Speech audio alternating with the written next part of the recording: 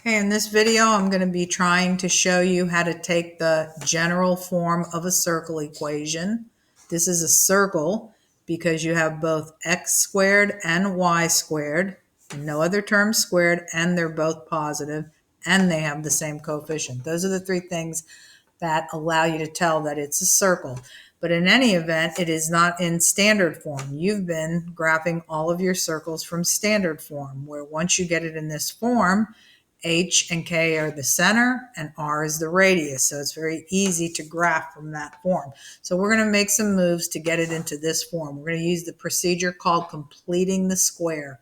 But before we start going into those steps, we're going to get this left side properly cleaned up. So the first thing you're going to want to do is organize your X family members together. In other words, get both of your X family members side by side. What we're going to be working towards is turning this binomial into a perfect square trinomial. So we're going to need a little space for that third term. Now, why don't we group our X family members together? Then next, we have our Y family members. We can put those together. So we have Y squared and we have negative 10Y. So it's positive Y squared.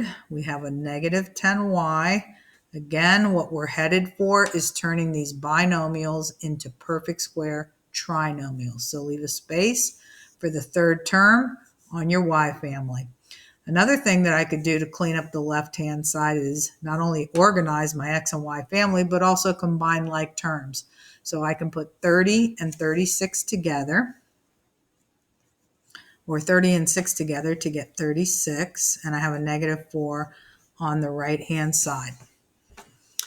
Okay, when you go to complete the square, the first thing you want to do before you start turning these binomials into a perfect square trinomial is you want to get all the constants on the right-hand side. So let's go ahead and move this over here. That way this won't be on this side anymore, and we will have a negative 40 on the right-hand side when we combine negative 4 and negative 36. Then the steps that lead us into completing the square will always be working on the linear term in the family, in other words, the first degree family, and specifically on that coefficient. The steps are take the coefficient, cut it in half, and then take that and square it to produce this third term. So what we have here is 8 squared.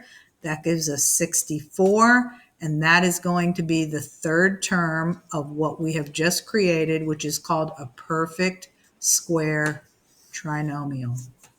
Likewise, we're going to do the same thing to the Y family, but I do want to make this comment. You have an equation here. An equation is a balanced statement. It is balanced on the left and the right. So if you have added a brand new number, positive 64, you need to add that same number to the right-hand side, just as you always have with your equations. Do the same thing to both sides. Working now on the Y family and going again to that linear term in your Y family. We're going to take that coefficient of the Y term. We're going to cut it in half, and then we're going to square it.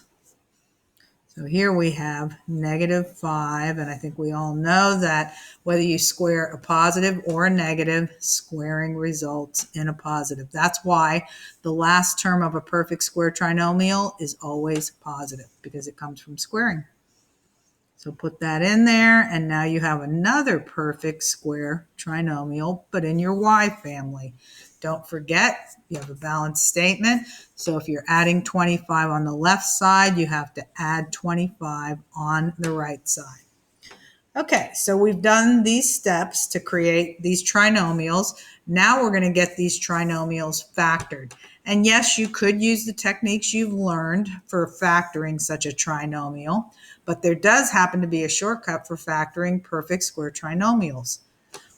Whenever you factor a perfect square trinomial, if you were going to do it the long way, by the guess and check method, or whatever name you give to the method that you have learned for factoring such a trinomial, you end up getting two identical factors. And factors are things you multiply together. And you know that anytime you take a factor and multiply it by itself, that is the same thing as squaring. So whenever factoring a perfect square trinomial, it's going to be two terms squared. Here's how you get the two terms that fill in the front and the back of this factored form perfect square trinomial. You take the square root of the squared term, that goes here. When you take the square root of this, it removes the square. And you take the square root of the constant, which is 8. And then you join these two terms by whatever the sign is in front of the linear coefficient, which is a plus. Notice that it is starting to look like standard form. Now make that same move for your Y family perfect square trinomial. That is, factor it. All perfect square trinomials end up factoring as the square of some binomial. And the binomial terms, again, you just take the square root of the squared variable at the front, and you take the square root of the constant. And then join these two terms by the sign in front of the linear term. Then take all the numbers that you have on the right-hand side, which at this point are these three terms, add them all together. And in this case, you can use your calculator to do that. You would get 49. And there you go. We are now in standard form.